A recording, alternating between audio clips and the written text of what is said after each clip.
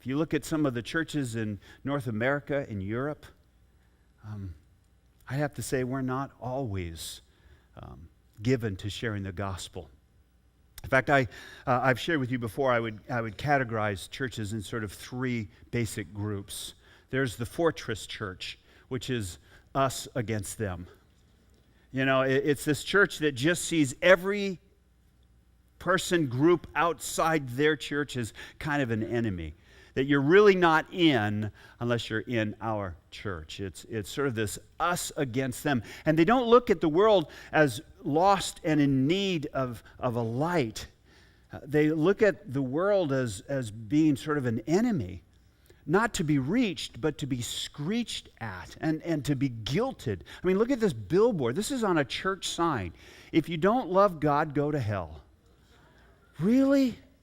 This is what we want to say to the world? There are fortress churches. It's us against them. And then there are other churches, much more loving, much more caring churches that I would describe as being fellowship churches. It's us without them. They're loving and friendly within their own body. I mean, they really love each other. They love being together. And it's not that they have anything against them. They just don't need them. They have what they need.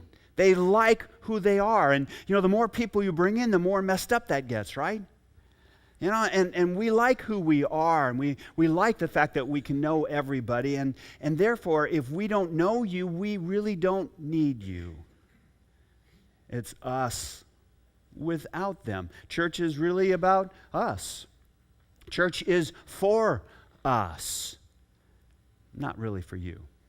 It's a fellowship church. It's us without them.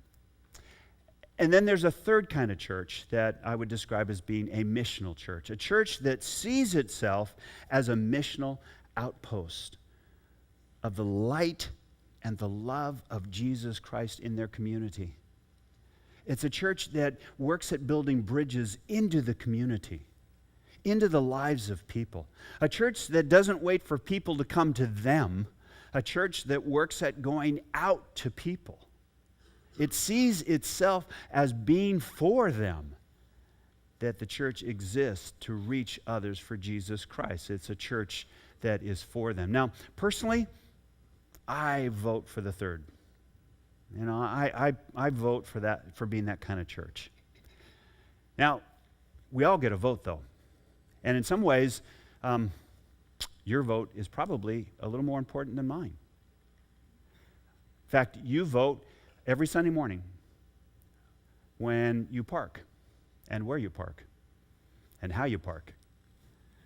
You vote every Sunday morning when you're out on the courtyard, whether or not you're going to be a fortress church, a fellowship church, or a missional church. You vote during the greeting time. And most importantly, you vote when you leave church. Are we going to be a church for them or without them or against them? Every Sunday you vote.